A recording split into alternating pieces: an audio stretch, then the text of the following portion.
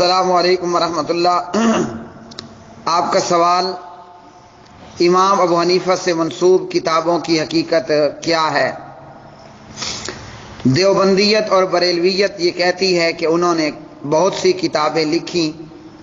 اور فقہ الاکبر وغیرہ کا نام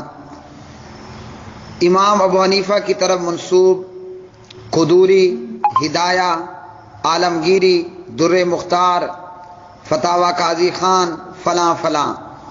ان کی حقیقت بعینی اسی طرح ہے جس طرح امام جعفر صادق رحمہ اللہ کی طرف منسوب کتابوں اور اقوال کی حیثیت ہے جو اہل تشیع نے گڑھ رکھے ہیں۔ امام ابو حنیفہ کی طرف فقہ کی کتابوں کی منسوبیت کا بالکل یہی حال ہے کہ جس طرح کرب و بلا کا پورا واقعہ امیر المومنین معاویہ رضی اللہ عنہ اور ان کے بیٹے یزید کے سر تھوپ دیا گیا، بالکل امام ابو حنیفہ پر یہ جھوٹ ہے، اور اتنا بڑا جھوٹ ان ظالموں نے بنایا اور گڑھا۔ ایک تو جھوٹ بڑا ہے، ایک بالکل کلیئرلی اوپنلی صاف جھوٹ ہے۔ قدوری اور ہدایہ، دیگر کتب حنفیت ہزارہا مسائل لکھے اور اس کے اینڈ پر لکھ دیا عند ابی حنیفہ، ابو حنیفہ کے نزدیک یہ اس طرح ہے۔ اس سے پہلے لکھ دیا قال ابو حنیفہ، ابو حنیفہ نے یوں کہا رحمہ اللہ۔ مثال کے طور پر قدوری کتاب الحدود میں لکھا من تزوج امراتن، جس نے کسی عورت سے نکاح کر لیا جس سے نکاح کرنا اس کے لیے حلال نہیں تھا، یعنی محرمات سے نکاح کیا، پھر ان کے ساتھ وطی کی یعنی منہ کالا کیا، فلا حد علیہ عند ابی حنیفہ، امام صاحب کے نزدیک اس پر حد نہیں۔ جس نے جانور سے بدفعلی کر لی، امام صاحب کے نزدیک اس پہ حد نہیں۔ جس نے قوم لوط کا عمل کر لیا، امام صاحب کے نزدیک اس پہ حد نہیں۔ اب سب جگہوں پر ہم نے یہ دیکھا قال ابو حنیفہ عند ابی حنیفہ۔ ظلم کرنے والے سے کوئی یہ پوچھے کہاں ہے اس قول کی سند، امام صاحب نے یہ بات کہی، اس کی سند کیا ہے؟ ایک یہ ہے کہ سند موجود ہو، ہم سند پر جرح کریں، اس میں فلاں راوی کذاب ہے، فلاں راوی ضعیف ہے، فلاں کے اندر یہ نقص ہے، فلاں کے اندر یہ خرابی ہے، سند ہوگی، سند پر جرح ہوگی، میں کہوں گا کذاب ہے، مخالف فریق کہے گا نہیں کذاب نہیں ہے۔ یہاں ظلم اور بربریت کی انتہا یہ ہے سرے سے سند کا نام تک نہیں، سند کا نام تک نہیں، نہ سند ہے نہ جرح ہوگی۔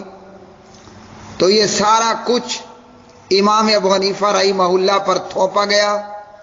قیامت کے دن ہوگا کیا؟ ہوگا یہ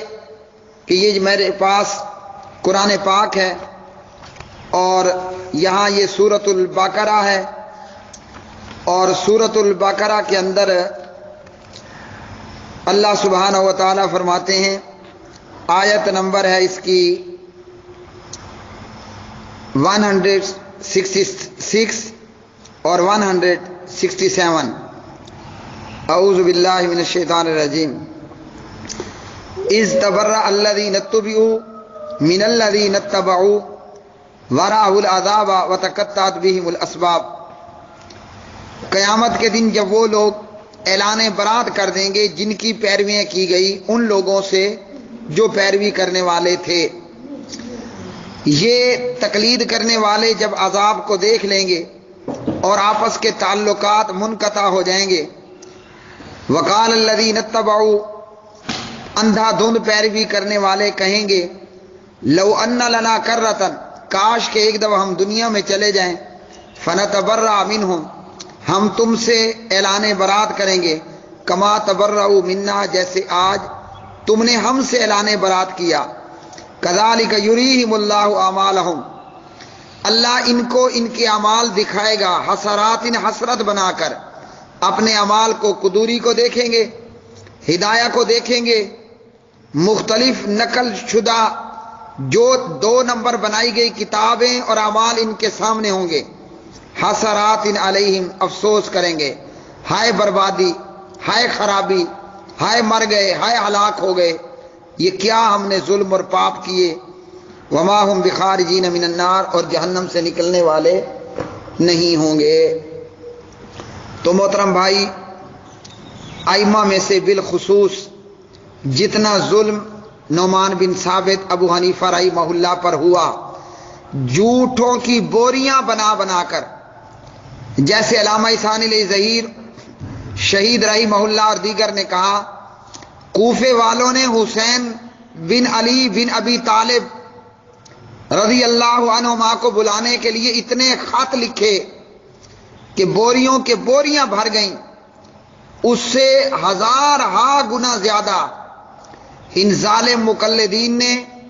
جھوٹ کے پورے پورے کنٹینر بنائے، اور سارا کچھ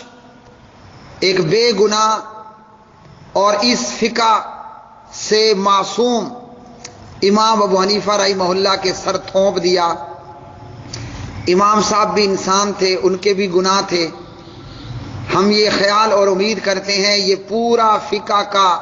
جھوٹ کا جو پلندہ تیار کیا گیا ہے، کافی کچھ امام صاحب کے لیے کفارہ اور امام صاحب کی بلندی درجات کا سبب بنے گا۔ واللہ اعلم بالصواب۔